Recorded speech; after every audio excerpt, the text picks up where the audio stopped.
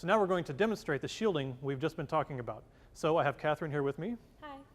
And it's a complicated demo, it takes two people, and has a lot of equipment involved, so let's remind you what everything is. First, there's my favorite, my Teflon rod. It's got the Teflon tape on it, and I'm charging up the Teflon tape. So the Teflon tape is nice and negative.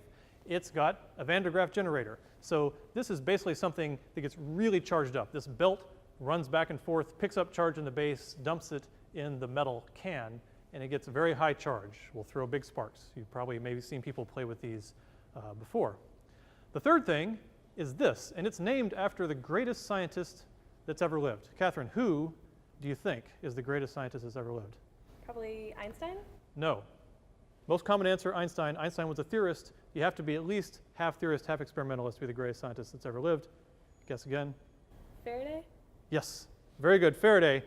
Maybe she's heard of a Faraday cage. So Faraday was the greatest scientist that's ever lived. I don't have time to explain it right now. I'll recommend you a book later. But there is no question he was.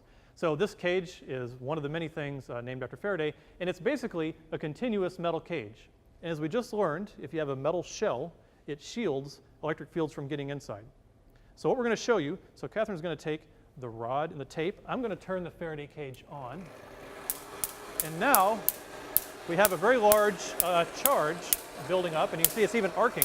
But the main thing to see is that the negatively charged tape doesn't want to go anywhere near the Faraday, or the Van de Graaff generator. So there's a large electrostatic repulsion between the two. And now Catherine is going to take it and hold it near the Van de Graaff generator, but inside the Faraday cage. And when she does that, you're not going to see any electrostatic repulsion. See? The tape just hangs there. The tape is still charged. The Van de Graaff generator is still charged, very high, but there's no repulsion because the cage is shielding the electrostatic field. Okay?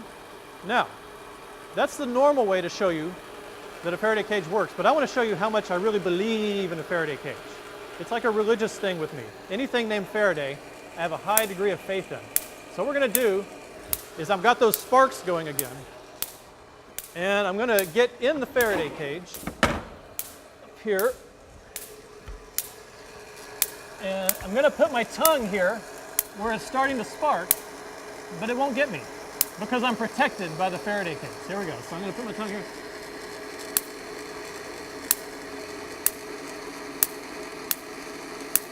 See? Don't feel a thing. Put my nose, eyeball, nothing. And the reason is the Faraday cage makes all the field lines that are coming off this thing stop. They stop right on the metal surface, and they can't get through. That's why I never felt anything. No electric field, no particles got past the Faraday cage. The one thing you may ask is, this thing has holes in it, right? It's not a solid metal shield. It's actually just this sort of mesh, and one reason is so you can see through it. And it still works. Nothing gets past the holes, because as long as all the objects we're dealing with, this big sphere, my tongue, all these things, as long as they're big compared to the size of these holes, in terms of electrostatics, it's essentially a continuous metal film. So don't worry about the holes. They will affect other things, but for this example, it doesn't matter. It's essentially a continuous metal cage. So there you have it. Faraday cage, great name, always works.